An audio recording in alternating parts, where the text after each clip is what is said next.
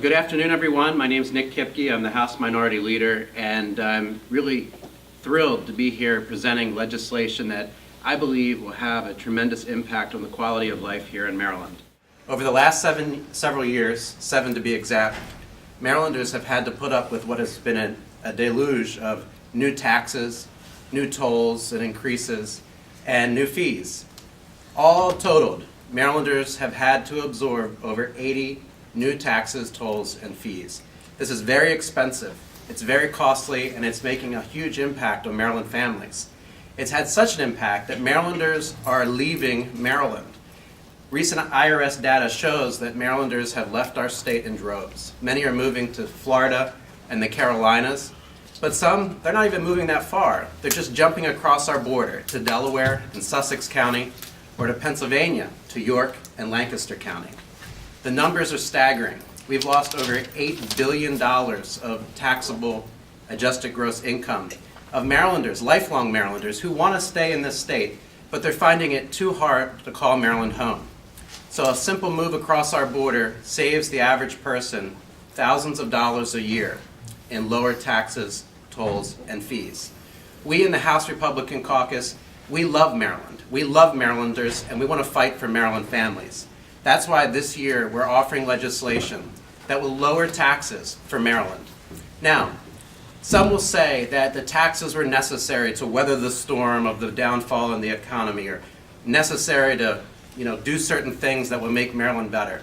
But people have to remember that Maryland is in a competitive place for taxpayers. And when you put the burden, that heavy hand of taxes, too hard on Maryland families, they look for respite elsewhere. And that's exactly what we're doing. So, my friends, I want to suggest to you that there's a new day for Maryland families.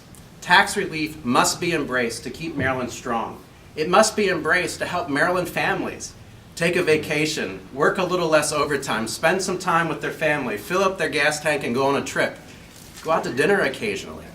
We want to make Maryland that wonderful place that it can be. So much is going right, but tax relief is necessary to make it better. And now I'd like to introduce for you Delegate Andy Serafini, the lead sponsor of the bill. Thank you, Nick. It's a pleasure to be here today to talk to you about this. I think we have to overcome some misknown facts about the tax issues. This is a bipartisan economic stimulus. You will hear people say, how is it possible that we can cut rates, and this cuts 10% across the board for everybody over a 3-year period? How can we do this? Well, President Kennedy did it. President Reagan did it, President Clinton did it, and also we've seen President Obama do it. The payroll tax reduction that President Obama did, his quotes were, this will help stimulate the economy. We know that our economy is driven 70% by consumer spending, 20% government spending. Government spending is not going to be a growing industry. We have to put money back in consumers' pockets. The question is, who knows best to spend the money? Is it the individual taxpayer, it is our citizens of our state and nation, or is it the government? We would contend that, number one, it's best when the citizens have the money to cover those bills that might come up, to pay for the expenses that have not kept pace. Now, the argument is that wages haven't kept pace with cost of living. Well, we can artificially do it through a minimum wage, or instead, we can create economic surpluses. We know, USA Today reported January 29th that 28 states are showing surpluses now because they've cut over the last 5 years. Let me tell you, Maryland is not one of those. We continue to face structural deficits. That means that what's going to continue to be raining down on our middle-class families as they struggle to get by, as our economy does not recover, is how will they pay their bills? We will tell you, once again, when President Kennedy put his in '63, he was told that it would cost billions and billions of dollars, and the next year the revenues were actually higher. The data is staggering.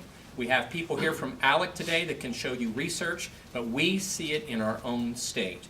We believe that this 10% cut over 3 years, putting money back in the citizens and family of this state, is the best way forward, because as the tide rises, all the ships rise. We can't fix the regulatory problems in this state with one single bill, but we can go a long way in helping stimulate the Maryland economy by giving our families back money that is their money in the first place. We have to always keep in mind that the government doesn't create money. It simply takes it from one and gives it to another. When we have these special tax credit programs, they only favor certain people. This is for all Maryland families. The research and data will tell you that it does promote revenue growth, it promotes population ingrowth and not outgrowth, and it promotes the state product for the state, and we believe that the gross state product in Maryland can move forward. Number one, if we reverse the curse of people leaving, and number two, if we can generate better economic activity, then Maryland's citizenry will prosper, and we believe that is the way forward. What we've tried for the last 7 and almost 8 years of raising taxes and fees 80 times has not worked. That's not us as the Republican Party or the minority telling you. The fact is out there.